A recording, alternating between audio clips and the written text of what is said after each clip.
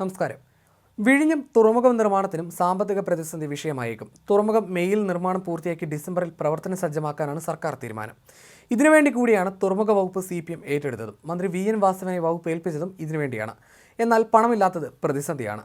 നിർമ്മാണത്തിന് അദാനി ഗ്രൂപ്പിന് നൽകാനുള്ള തുക കണ്ടെത്താൻ സർക്കാരിന് കഴിയാത്തതാണ് പ്രതിസന്ധി. സർക്കാർ നൽകാനുള്ള പണം ലഭിച്ചില്ലെങ്കിൽ അടുത്ത ഘട്ട നിർമ്മാണങ്ങളെ ബാധിക്കുമെന്നാണ് അദാനി ഗ്രൂപ്പ് നൽകുന്ന സൂചന. നിർമ്മാണ ചെലവായി 1200 കോടി അടിയന്തരമായി നൽകണമെന്നാണ് അദാനി ഗ്രൂപ്പിന്റെ ആവശ്യം. ബ്രേക്ക് വാട്ടർ നിർമ്മാണത്തിനും ഗ്യാപ് വയബിലിറ്റി ഫണ്ട് ഇനത്തിലുമായി 1200 കോടിയാണ് അദാനി ഗ്രൂപ്പിന് നൽകാനുള്ളത്. പൂർത്തിയാക്കിയ നിർമ്മാണത്തിന് തുക അനുവദിക്കണമെന്നാവശ്യപ്പെട്ട് അദാനി ഗ്രൂപ്പ് സർക്കാരിന് കത്ത് നൽകിയിട്ടുണ്ട്. അല്ലാത്തപക്ഷം പണി നിലയ്ക്കാൻ സാധ്യത ഏറെയാണ്. പണം നൽകുന്നുണ്ടെന്ന് ഉറപ്പാക്കാൻ കൂടിയാണിത്. തുറമുഖ മന്ത്രിയായിരുന്ന അഹമ്മദ് ദേവർകോവിലും അദാനി ഗ്രൂപ്പുമായി നല്ല ബന്ധത്തിലായിരുന്നു. ഇത് പദ്ധതിയുടെ മുന്നോട്ട് പോക്കിന് ഗുണമായി. എന്നാൽ ദേവർകോവിൽ രാജിവെച്ച് പുതിയ മന്ത്രിയായി കടന്നപ്പള്ളി രാമചന്ദ്രൻ എത്തി. കടന്നപ്പള്ളിക്ക് തുറമുഖം നൽകിയില്ല. പകരം CPM ഏറ്റെടുത്ത വാസവന് ചുമതല ഏൽപ്പിച്ചു. ഇതോടെ തുറമുഖ നിയന്ത്രണം പാളുകയാണെന്നും വിലയിരുത്തലുണ്ട്. ഏതായാലും പണം കൊടുത്തില്ലെങ്കിൽ അദാനി പണി നിർത്താനും സാധ്യതയുണ്ട്. അടുത്ത കേരള ബജറ്റിൽ അദാനിക്കുള്ള തുക ധനമന്ത്രി ബാലഗോപാൽ നീക്കിവെക്കുമോ എന്നതും ചർച്ചകളിലുണ്ട്. അങ്ങനെ ചെയ്താൽ ആ പണം അദാനിക്ക് നൽകി പണി യഥാസമയം പൂർത്തിയാക്കാൻ കഴിയുമെന്നതാണ് വസ്തുത. കരാർ പ്രകാരം 2900 കോടിയാണ് അദാനി ഗ്രൂപ്പ് ചെലവാക്കേണ്ടത്. എന്നാൽ ഇതുവരെ മാത്രം 4000 കോടി രൂപ പദ്ധതിക്കായി അദാനി ഗ്രൂപ്പ് ചെലവാക്കി. ക്രെയിൻ, കല്ല്, നിർമ്മാണ കരാർ തുടങ്ങിയ വകയിൽ പല ഏജൻസികൾക്കും അദാനി ഗ്രൂപ്പ് തുക നൽകാനുണ്ട്. ക്രെയിനുകൾക്ക് മാത്രം 1600 കോടിയാണ് അദാനി ഗ്രൂപ്പ് ചെലവഴിച്ചത്. സർക്കാർ അടിയന്തരമായി പണം നൽകിയാലേ ഇനി മുന്നോട്ട് പോകുമെന്നാണ് അദാനി ഗ്രൂപ്പിന്റെ നിലപാട്. കൃത്യസമയത്ത് നിർമ്മാണം പൂർത്തിയാക്കി തുറമുഖം കമ്മീഷൻ ചെയ്യാൻ ഇത് അനിവാര്യമാണ്. തുറമുഖത്ത് കൂടുതൽ യന്ത്ര സംവിധാനങ്ങളും ആധുനിക അടിസ്ഥാന സൗകര്യങ്ങളും ഇനി ഒരുക്കണം. നിർമ്മാണ പ്രവർത്തനവും ധാരാളമുണ്ട്. അടിസ്ഥാന സൗകര്യ വികസനത്തിന് പണം കിട്ടിയേ മതിയാകൂ എന്നതാണ് അദാനി ഗ്രൂപ്പിന്റെ നിലപാട്.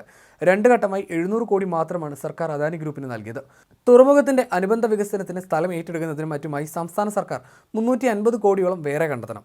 അങ്ങനെ സാമ്പത്തിക പ്രതിസന്ധി 2024 വിഴിഞ്ഞം തുറമുഖ കമ്മീഷനിങ്ങിന് വിലങ്ങുതടിയാണ്. വായ്പയെടുത്ത് തുറമുഖ നിർമ്മാണത്തിന് തുക നൽകാനായിരുന്നു പിണറായി സർക്കാരിന്റെ പദ്ധതി.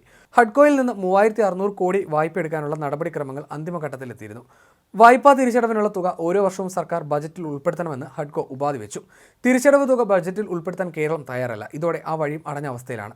കേന്ദ്ര സർക്കാരിന്റെ കാപെക്സ് വായ്പ വഴി വിഴിഞ്ഞം പദ്ധതിക്കായി പണം കണ്ടെത്താൻ ശ്രമിച്ചെങ്കിലും കേന്ദ്രം ഇതുവരെ വായ്പ അനുവദിച്ചില്ല.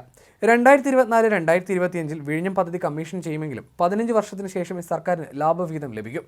ആകെ വരുമാനത്തിന്റെ 1% ലാഭവിഹിതം. അപ്പോൾ മാത്രം തിരിച്ചടവ് ആരംഭിക്കാമെന്നതായിരുന്നു കേരളത്തിന്റെ നിലപാട്. ഇത് ഹഡ്കോ അംഗീകരിച്ചില്ല. പുലിമുട്ടിന്റെ ആകെ നീളമായ 3100 മീറ്റർ പൂർത്തിയാകുമ്പോൾ 1450 കോടി രൂപ അദാനി ഇന്റർനാഷണൽ സീപോർട്ട് ലിമിറ്റഡിന് നൽകണമെന്നതാണ് കരാറിലെ ധാരണ. ഘട്ടം ഘട്ടമായി നൽകിയാൽ മതിയെങ്കിലും പുലിമുട്ട് 2000 മീറ്റർ പിന്നിട്ടിട്ടും കേന്ദ്രവും സംസ്ഥാനവും 1 രൂപയും നൽകിയിട്ടില്ല. കേന്ദ്രവിഹിതമായ 817 കോടി രൂപയും സംസ്ഥാന വിഹിതവും ഉടൻ വാങ്ങി നൽകാമെന്ന് അന്നത്തെ മന്ത്രി അഹമ്മദ് ദേവർകോവിൽ 2022 ഡിസംബറിൽ അദാനി സീപോർട്ട് CEO രാജേഷ് ജായ്ക്ക് ഉറപ്പ് നൽകിയിരുന്നു. പക്ഷേ ഉറപ്പ് പാലിക്കപ്പെട്ടില്ല.